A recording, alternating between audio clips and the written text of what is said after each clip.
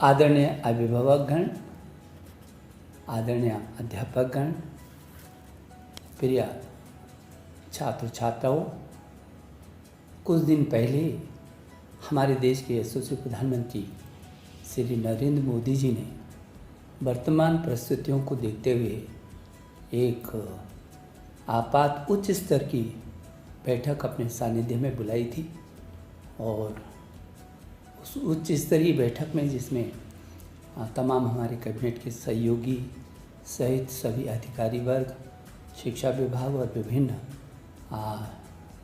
दिशाओं से जुड़े सभी लोग उपस्थित थे।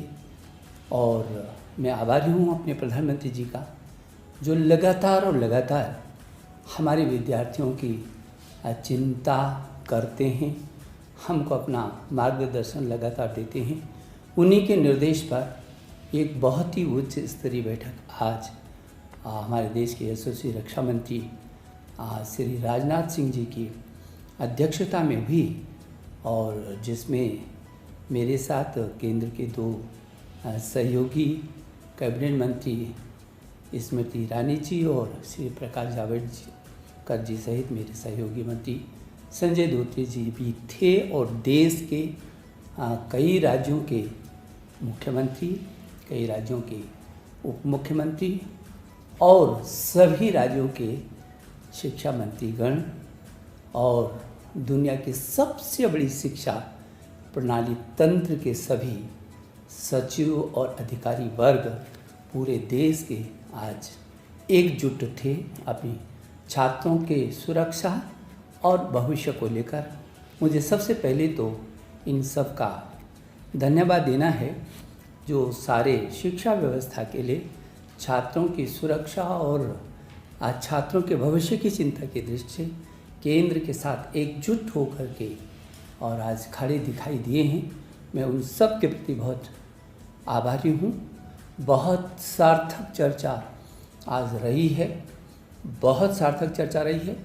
बहुत महत्वपूर्ण सुझाव सभी राज्यों से आए हैं और पिछले वर्ष भी राज्यों ने एकजुट होकर के इस कोरोना काल के महासंकट में बहुत अच्छे तरीके से प्रदर्शन किया था। और आज भी मेरे प्रिय छात्र छात्रों, आप जानते हैं पूरी दुनिया इस कोरोना के महासंकट से जूझ रही है और हम अछूते नहीं हैं। ये चुनौती हमारे सामने है और मुझे इस बात का भी गौरव महसूस होता है कि हमारे अध्यापकगण ने फ्रंट लाइन पर आकर के जिस तरीके से पूरे वर्ष में मेरे छात्रों को ऐसा महसूस नहीं होने दिया और साथ में नहीं जाने दिया, ऑनलाइन एजुकेशन यथासंभव वहाँ तक पहुँचे हैं जहाँ तक पहुँच सकते थे और पहुँच रहे हैं। जो थोड़ा बहुत कमी है उसको भी दूर कर रहे हैं। शायद ये दुनिया का पहला ऐसा उदाहरण होगा जब 25-30 करोड़ छात्रों को ऑनलाइन पर और घरों को ही स्कूल में तब्दील कर दिया गया होगा। अभिभावकों में आपका अभिनंदन करता हूँ।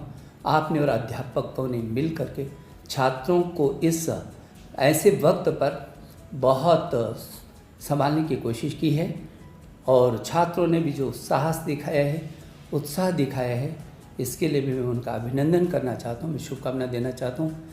मेरे प्रिय छात्र छात्राओं, जो आज बैठक हुई है उसमें कुछ राज्यों ने कुछ समय मांगा है और सुझाव देने के लिए और उनको कहा गया है कि 25 मई तक वो अपने सुझाव दे देंगे ताकि जल्दी से जल्दी हम इस अनिश्चितता को दूर कर सकेंगे। मुझे याद आता है कि जब हमने आपकी CBSE बोर्ड की इंटर की परीक्षाओं को स्थगित किया था तब हमने आपसे कहा था कि हम 1 जून तक इन परिस्थितियों का आंकलन करेंगे।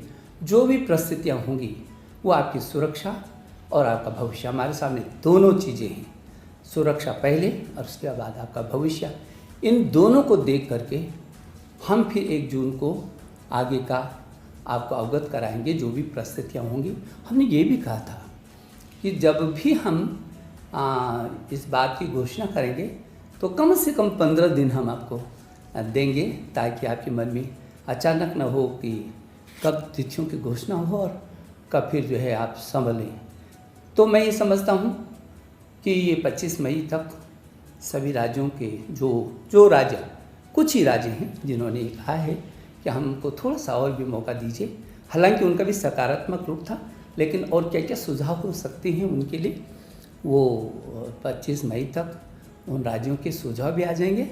और मैंने कहा है, अपने अभिभावकों से भी कहा है, आपसे भी कहा है, अध्यापक कर्ण से भी कहा है, यदि आपके भी कोई सुझाव होंगे तो मेरे ट्विटर पर आप अपने सीधे सीधे सुझाव भेज सकते हैं।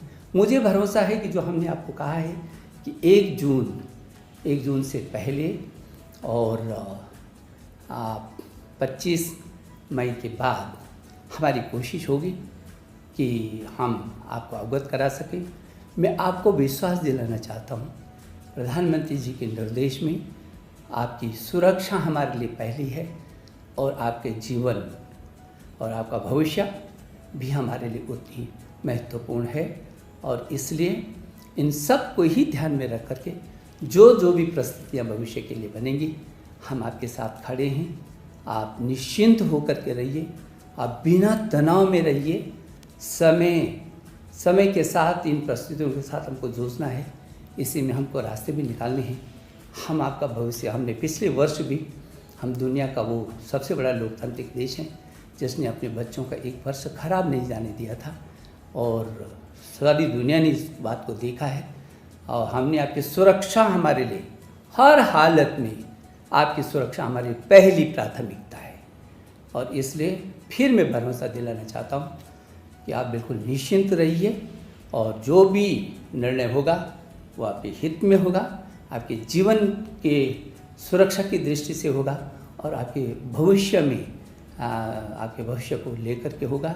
मैं एक बार फिर सभी अभिभावकों का, अध्यापकगण का, मेरे छात्र छात्राओं, आपका भी अभिनंदन करना चाहता हूँ। और आज मैं विशेष करके अपने देश के रक्षा मंत्री जी, जो केंद्र में कई बार विभिन्न मंत्रालयों का जिन्होंने जिम्मेदारी संभाली है, और जो उत्तर प्रदेश में याद आता है क्योंकि मैं उत्तर प्रदेश में भी मंत्री रहा हूँ, वो ऐसे ऐतिहासिक शिक्षा मंत्री भी रहे, मुख्यमंत्री तो थे ही। आज उनके सानिध्य में पूरे देश का शिक्षा तंत्र ने पूरा बहुत देर तक विचार विमर्श किया है, बहुत सार्थक, बहुत ही सार्थक। पूरा देश के शिक्षा, सभी राज्य एकजुट है। मुझे इस बात को लेकर के प्रसन्नता होती है, और मैं वो सभी राज्यों को धन्यवाद भी देना चाहता हूँ। और मेरे जो सहयोगी मंत्री आदरणीय जावड़ेकर जी और आदरणीय स्मृति ईरानी जी को भी मैं हृदय की गहराई से धन्यवाद देना चाहता हूँ। मैं एक बार आपको शुभकामना देता हूँ। बहुत बहुत धन्यवाद।